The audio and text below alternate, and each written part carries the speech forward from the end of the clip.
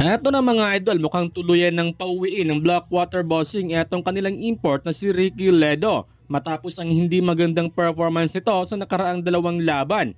Kahapon kontra NLEX Road Warriors ay nakapagtala lamang ito ng 6 points, 2 out of 15 mula sa field upang maitala nila ang 0-2 sa standing. Sa kanyang debut game ay nakapagtala lamang ito ng 12 points, 4 out of 23 mula sa field. Ayon kay Coach Jeff Carriazo, na pinaubayan na niya sa management ang desisyon. Nakakasabay naman ang mga local players ng Bossing, masyado lang talagang maalat. Etong si Ledo, siguro kung scoring machine sana ang kanilang import ng Bossing ay posible pang makakasabay sa laban. Samantala, tila ba kabaliktaran naman dito sa Northport Batang Pier dahil pinalitan na ang kanilang import na si Tyler Jones kahit nakapagtala ito ng 36 points, 16 rebounds at 9 assists sa unang laban nila kontra Talk and Text. Papalitan siya ng Australian import na si Venky Jewis.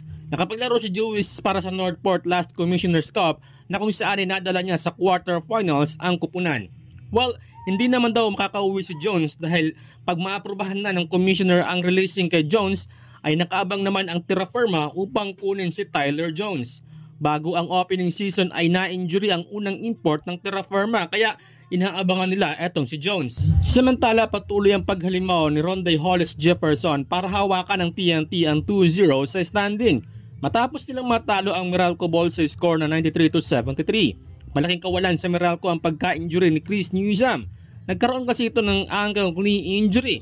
Nakapagtala si Jefferson ng 25 points, 12 rebounds at 8 assists. Maalat naman ang import ng Meralco na si Durham dahil nakapagtala lamang ito ng 8 points. Ayon naman kay Chris Newsom ay wala naman daw itong sakit na iniinda at umaasa ito na makakabalik ito sa susunod na laban. Pero hindi pa sigurado kung makabalik agad ito next game dahil kailangan munang sumailalim sa medical check-up. Sana hindi malala ang injury nito lalo't may laban sila sa EASL at FIBA window. Pero sinabi nito na hindi naman serious ang kanyang injury.